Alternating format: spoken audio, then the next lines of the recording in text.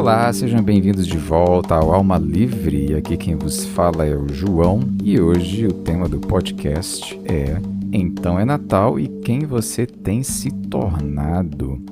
Então, essa época do ano é muito comum que a gente comece a refletir o que a gente fez realmente, né? Quais foram as metas alcançadas durante o ano e o que a gente deixou para o próximo ou simplesmente desistiu de fazer totalmente, completamente, para se dedicar a outras coisas ou até para ter que lidar com situações que surgiram, né? Problemas que não foram previstos e que atrapalharam a gente naquele processo de alcançar o que a gente achava que iria alcançar durante o ano. Mas eu estou aqui nesse podcast para trazer uma reflexão um tantinho diferente em relação a essa retrospectiva que a gente costuma fazer ao chegar no final do ano. E a minha proposta é que ao invés de você ficar analisando as metas alcançadas ou perdidas, as conquistas ou a falta de conquistas, que você consiga analisar cada vez mais quem você tem se tornado no processo de alcançar as supostas conquistas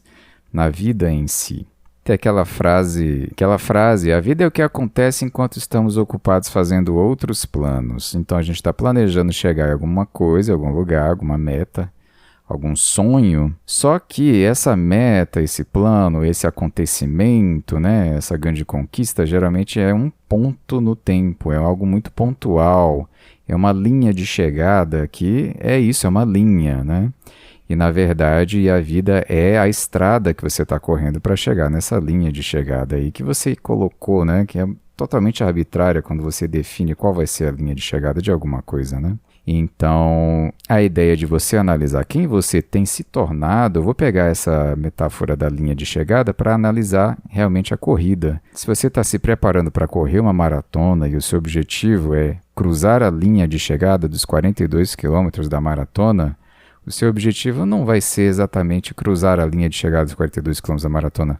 Vai ser o de desenvolver todo o seu preparo físico e psicológico, a sua resistência, a sua musculatura para ser alguém que corre corridas de longa distância e que, por ter essa habilidade, consegue correr 42 quilômetros.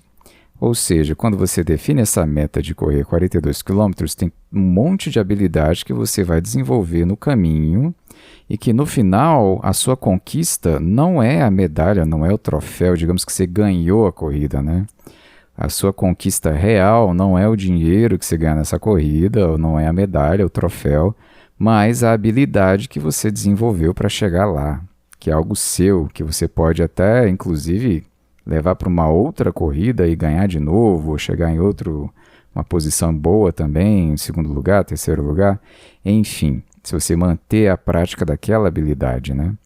Então, a conquista em si é quem você tem se tornado nesse caminho, nessa jornada para chegar onde você acha que deveria estar chegando. E acontece que a gente está nesse processo, nessa jornada de se tornar, mesmo que não haja uma linha de chegada, mesmo que não haja uma meta muito bem definida de uma suposta conquista que você vai se sentir realizado depois de cruzar essa linha de chegada. Porque, como eu estava falando antes, problemas podem surgir que vão exigir que você se mova, que você desenvolva habilidades de solução de problemas ou de lidar com aquela situação que apareceu para você, que vão exigir que você se torne alguém capaz de encarar aquela situação de uma forma cada vez mais fácil. Então, a sua conquista não é nem resolver o problema, a sua conquista é se tornar uma pessoa resolvedora e que quando aparecer algo parecido, algum problema parecido, alguma situação semelhante,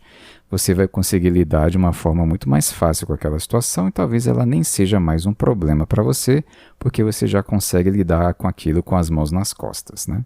E eu sinto muito que o meu ano de 2023 foi muito nesse sentido de que eu tinha algumas ideias de algumas metas estabelecidas, não cumpri a maioria delas, mas eu sinto que ao mesmo tempo eu cresci bastante, eu amadureci bastante nesse ano, parte devido a problemas também, inclusive de saúde, mas parte devido a esse esforço de autoobservação de como que eu estou levando essa jornada, por que eu estou querendo aquelas metas. para onde que eu estou correndo, por que que eu estou correndo, como que eu estou correndo. E é muito isso, né? Como que eu estou fazendo as coisas e não o que, aonde quero chegar, né? E aí essa qualidade do seu fazer, a qualidade da sua atitude vai desenvolvendo, vai se tornando um hábito, uma segunda natureza, e você vai se tornando aquilo, né? A gente acaba sendo aquilo que a gente faz repetidas vezes. E aproveitando que eu estou falando de hábitos, uma das principais resoluções de ano novo é mudança de hábitos, né? O que eu vou parar de fazer, o que eu vou começar a fazer. E falando nisso, eu estava lendo um livro recentemente sobre hábitos chamado Hábitos Atômicos, do James Clear, e ele tem bastante coisa interessante, tem algumas técnicas que valem a pena serem experimentadas, mas tem um insight nele que eu achei muito bacana, que é uma questão da identidade. É um trecho do livro que ele fala de camadas diferentes sobre a forma de mudar os seus hábitos, que geralmente a gente fica mais na camada externa, mas que tem algumas camadas internas que a gente precisa olhar que podem estar atrapalhando a gente de dar o próximo passo nessa mudança de hábito. Então, na camada mais externa, é essa que a gente estava comentando ainda agora, as metas, aonde eu quero chegar. Qual é a linha de chegada, qual é o grande acontecimento que eu acho que eu precisava alcançar. Essa é a primeira camada. A segunda camada seriam os hábitos, o que eu preciso fazer no meu dia a dia para conseguir me encaminhar e chegar nesse lugar onde eu quero chegar. O que é que eu preciso repetidamente fazer todo dia para cada vez mais dar passos em direção a esse objetivo, a essa meta, a esse alvo. Ok, essas duas camadas são razoavelmente óbvias. A camada menos óbvia que está por trás disso tudo é a questão da identidade. Porque, trazendo de novo o exemplo da corrida, digamos que eu estabeleci essa meta, né? Não, eu quero ser um corredor, quero correr uma corrida de 10 km. Vou nem para maratona, vou para 10 km. Só que eu não costumo fazer exercícios, né? E aí, então, vou estabelecer uma meta de exercícios, de corridas menores e depois aumentando, beleza. Só que tem algo por trás que pode atrapalhar isso tudo. Eu me vejo como um corredor, eu me vejo como atleta, eu consigo pensar que eu sou um atleta. Eu consigo me ver sendo isso, me tornando isso, porque se eu tenho crenças sobre a minha imagem de que eu estou longe de ser essa pessoa que eu estou imaginando colocando essa meta, vai ficar mais difícil de eu realmente tomar os passos adequados para chegar nesse lugar, né? Eu vou duvidar da minha própria capacidade já de começo, já de colocar as metas. No fundo, tenho um sentimento de que eu não sou aquilo. Uma falta de identificação com aquilo, uma falta de conexão. Então, essa identidade que não se estabeleceu para conectar nesse objetivo, essa meta, ela vai servir de um freio de mão puxado que vai te impedir de realmente realizar as atitudes, os hábitos diários necessários para alcançar essa meta. Então, além de analisar quem eu estou me tornando, eu posso analisar quem eu quero ser, né, quando eu quero colocar alguma meta estabelecida. Ao invés de chegar num objetivo, quem eu estou sendo em relação àquele objetivo, quem eu vou ser, quem eu vou me tornar. E isso também eu posso analisar para os hábitos negativos. Inclusive, essa identificação ela pode ser algo que está me segurando nos hábitos negativos, né? Quem eu estou sendo quando eu realizo essas atitudes. Eu sou a pessoa que é X, porque tudo que eu faço, na real, eu estou treinando a minha cabeça, o meu cérebro, a ser cada vez mais especialista naquilo. Qualquer coisa que eu pegue para fazer, eu já estou desenvolvendo ali, ativando neurônios, ativando toda uma cadeia de impulsos elétricos e de química no meu cérebro, que é para facilitar com que eu faça aquela tarefa cada vez de forma mais fácil. E aí o cérebro ele é feito para ajudar a gente a executar as nossas ações diárias de forma cada vez mais fácil. Então ele vai fazer a função dele, que é facilitar o processo, ou seja, tornando você cada vez mais especialista naquilo. Então se eu sou uma pessoa que está usando uma mídia social constantemente, e eu estou me treinando a ser uma pessoa que é um usuário consumidor compulsivo, digamos, de mídia social. Eu sou um expert em Instagram, em postagens ou em consumo sem postar nada, né, em compartilhar, em saber tudo que está acontecendo. E, na real, eu estou sendo alguém que, ok, eu sou um excelente telespectador, digamos, de telinhas, né? porque eu sou ali um consumidor ávido daquilo e eu treinei tanto que eu consigo fazer rápido e acompanhar um monte de informação. Só que ao mesmo tempo a gente vai desenvolvendo essa nossa personalidade, a gente vai se tornando pessoas nesse sentido, se tornando especialistas em coisas que você não realmente definiu que você gostaria de ser especialista naquilo, que foi através de um processo de distração, de entretenimento, que cada vez mais você foi entrando ali e sem perceber você se tornou um especialista, para não falar um viciado, na questão aí que eu estou falando agora da mídia social, né? Mas poderia ser qualquer coisa que a gente não prestou atenção, que estava entrando de cabeça cada vez mais, sem ter essa consciência de quem eu estou me tornando. Inclusive esse livro, Hábitos Atômicos, ele também põe essa questão, né? Toda vez que você for fazer alguma coisa, alguma atitude nesse sentido até pequena, de abrir o celular e mexer no Instagram, que escolha que eu estou fazendo? Quem eu estou escolhendo ser a cada momento que eu tomo essa decisão, nesse hábito, né? E aí a gente pode trazer cada vez mais uma lucidez, uma compreensão do que eu estou fazendo no dia a dia para escolher melhor, tomar decisões com mais consciência de quem que eu estou criando para mim mesmo. Quem sou eu para mim, né? Quem eu estou fazendo, o que eu estou fazendo comigo mesmo, com o meu tempo que vai gerar em mim toda essa especialização de estar engajado numa tarefa, num conteúdo que vai ou não me levar para metas que eu quero alcançar. Mas que as metas em si, que nem eu falei agora, né, elas não são o mais importante, na minha opinião.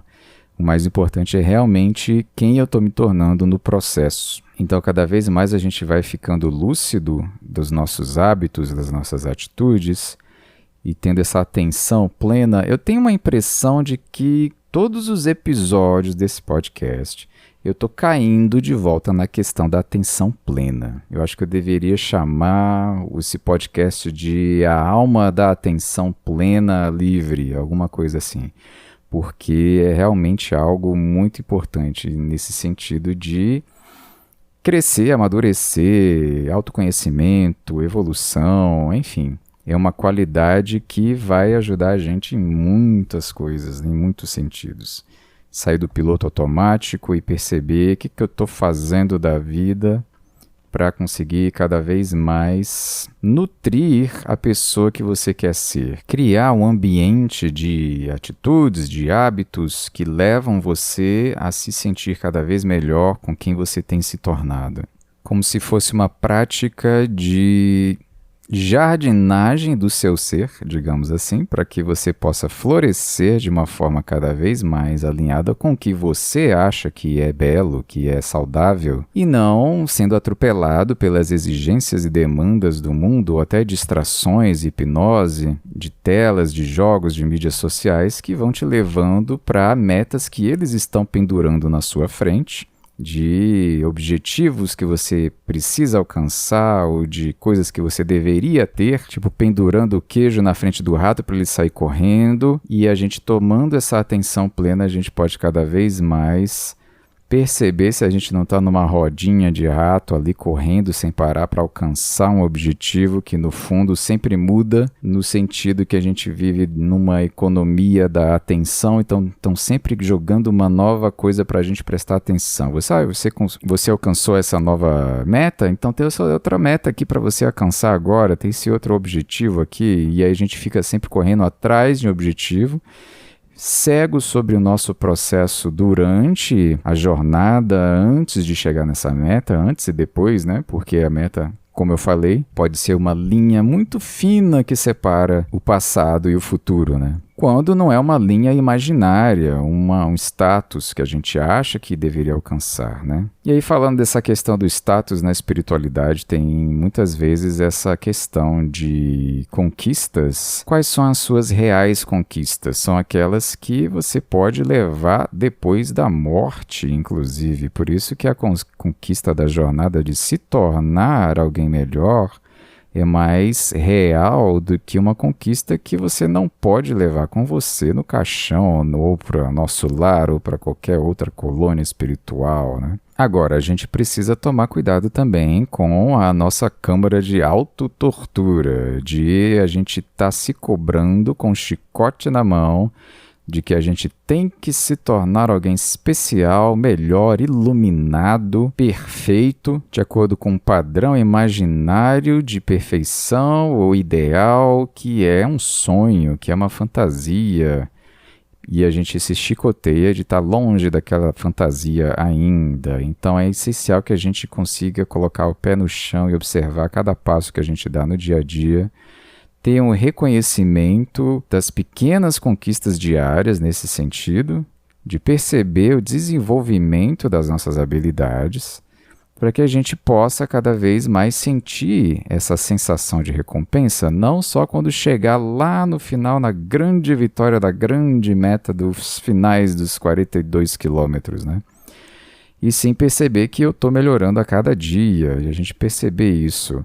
É muito comum acontecer com meus alunos, inclusive, dando aula de inglês. Às vezes eu passo um bom tempo acompanhando a jornada de alguns alunos e eu vejo que eles não percebem o quanto que eles melhoram em várias habilidades, não só na língua inglesa, inclusive.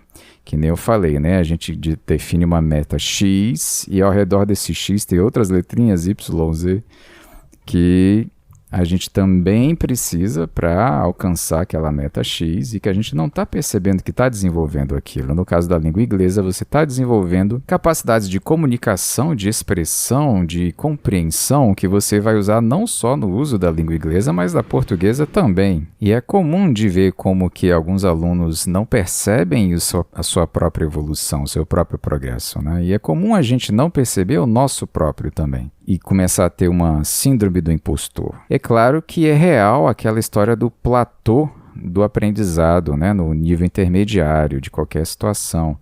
E esse platô, na verdade, é quando a gente está começando a aprender algo novo, no início a gente aprende muita coisa muito rápido. Então, se a gente fizer um gráfico, essa curva sobe rápido, né, quando a gente é iniciante. Quando a gente vai chegando no intermediário, esse nível de aumento de conhecimento desacelera e fica mais nivelado, mais horizontal, por isso que é um platô. E a gente sente que não está aprendendo nada até a gente destravar, sair daquele momento intermediário e chegar no avançado, no especialista, no expert, e aí aquilo começa a subir mais rápido novamente. Então é possível haver essa sensação de suposta síndrome do impostor, que na verdade é um momento ali de lateralização dos nossos investimentos nesse aprendizado, que não é que a gente não está aprendendo nada, mas que está acumulando ali para chegar num nível de saturação que vai dar um salto, não é que vai dar um salto, né, mas que vai desbloquear e vai levar a gente a ter essa percepção de ter alcançado um nível mais expert daquela situação, né? Engraçado, eu vou mencionar algumas sincronicidades que aconteceram enquanto eu pensava em preparar esse podcast. Uma delas eu esbarrei com um vídeo do canal Big Think, que é um canal muito bom, que eu costumo acompanhar, e o vídeo era sobre persuasão, sobre a psicologia da persuasão, com Jonah Berger. E uma das coisas que ele fala nessa questão, de novo, da identidade, é que para você conseguir mais ouvir sim de uma pessoa para quem você está pedindo ajuda, se você pede para ela, você pode me ajudar, você vai conseguir menos do que se você pedir para ela, você pode ser meu ajudante. Diz que essa mudança de palavras você tem 15% a mais de chance de você ouvir um sim daquela pessoa quando você atrela essa questão da identidade, né, do que a pessoa está sendo naquela situação. Trazendo aí de novo a importância dessa autolucidez, digamos, essa autopercepção, essa atenção plena, mais uma vez, da sua consciência sobre quem você está sendo, né? Para nos ajudar a realizar tarefas aí. E uma outra sincronicidade foi um vídeo do Instagram que eu vi daquele ator que foi o Gandalf, o Magneto, o Ian McKellen, e ele estava se apresentando, fazendo uma palestra, provavelmente para pessoas que estavam se graduando ali numa faculdade de artes ou de teatro, ele como ator, né? E ele estava fazendo a sua fala para aqueles formandos ali, sobre o futuro deles, e ele citou bem essa questão da jornada de vir a ser, não atrelada a um grande objetivo final daquilo, porque é uma jornada contínua. E o que ele coloca, por exemplo, ele passa um dever de casa de brincadeira para aquela turma que está lá se formando. Ele fala, vocês vão chegar em casa, vocês vão escrever um poema para essa pessoa aqui, que eu acho que era uma professora lá deles, né? E depois que vocês escreverem esse poema, vocês não vão ler para ninguém, não vão mostrar para ninguém, nem para o seu cachorro. Você simplesmente vai pegar aquele poema, rasgar e jogar fora. E pronto, você está atuando com sucesso na sua jornada de vir a ser. Ou seja, você vai estar treinando, digamos, a ser poeta ou desenvolver essa habilidade de escrita sem ser aquela coisa de achar que só está desenvolvendo habilidade se quando você mandar a sua poesia para um concurso e ele ganhar ou ele ser aprovado para ser publicado, aí sim que você vai ter o seu próprio reconhecimento da sua própria habilidade, né? De você estar esperando o reconhecimento do outro para mostrar para você que você é bom o bastante, para você se sentir bom o bastante naquilo. E que essa jornada de vir a ser, de se tornar, acontece muito antes do que esse acontecimento de ter um livro publicado ou ganhar um concurso de poesia. Você vai estar se tornando, praticando e sendo cada vez melhor naquilo que você faz, e a consequência disso pode vir a ser um prêmio. Mas eu vou insistir que a sua recompensa não é o prêmio em si, é essa habilidade que te levou a ganhar o prêmio, que de repente você pode até ganhar outros prêmios, ou não também, né? Que o prêmio ele é secundário. E a gente coloca muito isso, né? Uma expectativa do reconhecimento exterior daquilo que a gente é ou da nossa habilidade, sendo que a gente pode olhar para nós mesmos e tentar cada vez mais reconhecer isso em nós. Claro que também a gente pode evitar o delírio de grandeza, né? Tem gente que acha que é muito bom e, na verdade, está precisando melhorar, né? Mas está num delírio que ninguém deu feedback para ela de que ela precisa, né, praticar mais, desenvolver mais, prestar atenção em algumas questões mais e sair da viagem na maionese. Mas uma viagem na maionese que eu acho que é mais comum é de se colocar para baixo, de se achar menos e de ficar nessa competitividade para ver a grama do outro mais verde, que é uma coisa de achar que, né, tem sempre que melhorar. De novo, a gente cai aqui naquela questão do chicote em cima da gente mesmo, para que a gente alcance algum nível de perfeição que é viagem na maionese. Então eu deixo essa reflexão para vocês. Quem você tem se tornado? Não que você tenha que se tornar alguém específico, né? A gente pode também tentar analisar esse tipo de coisa, né? Por que eu acho que eu tenho que ser fulano X ou parecido com Y ou sei lá. Nós estamos nos tornando nós mesmos, que é algo único, que não vai ter cópia. Então é interessante observar as nossas características únicas, pessoais e intransferíveis, que são habilidades, qualidades que não se encontram em ninguém mais, são nuances nossas, né? Coisas que a gente faz do nosso jeito e que ninguém vai fazer parecido. E que por isso a gente pode achar que não é bom porque não tem ninguém fazendo, então de repente não é bom, né? Mas quem sabe? Claro que, mais uma vez, não vamos viajar na maionese, né? Essa coisa do sonho, sabe? Porque sonhe muito, porque alcançar os sonhos. Olha, eu não gosto muito disso não, na verdade. Eu acho que a gente precisa mais colocar pé no chão do que sonhar. Eu acho que a galera já sonha demais. Eu acho que a gente precisa despertar mais do que sonhar tanto assim, né? Essa coisa, continue sonhando, continue pensando na meta que você quer alcançar lá na frente e fique cego para tudo que você está fazendo no aqui e agora e não perceba o quanto que você já é bom, o quanto que você já tem aprendido. Ou seja, essa coisa do sonho, ok, vamos colocar, a gente pode colocar meta, a gente pode estabelecer objetivo, mas não é para esquecer o resto, né? Não é para esquecer o processo, a vida, o fluir, o aqui e agora, as pequenas coisas, o prazer de estar vivo neste momento e não naquele segundo que eu vou ter ganho a corrida, que passa rápido e de repente acabou. Que eu posso até curtir por algum momento, mas daqui a pouco eu já acho que eu tenho que correr de novo para ganhar outra corrida, para ter aquele pico de prazer de ter chegado no final da corrida e ganhado, porque eu não consigo apreciar mais nada e estou cego para todo o resto que eu estou vendo desse processo todo de viver, de me tornar e de quem eu estou sendo no dia a dia. Então, vamos sonhar um pouquinho menos, vamos despertar por aqui agora, vamos sentir mais, perceber mais e perceber que a gente já tem bastante coisa, que a gente já tem se tornado bastante coisa, sem precisar ter grandes metas mirabolantes de super sucessos de super-homem ou super-mulher, né? Então eu vou deixando vocês com essas reflexões e até a próxima, pessoal. Um abraço para vocês.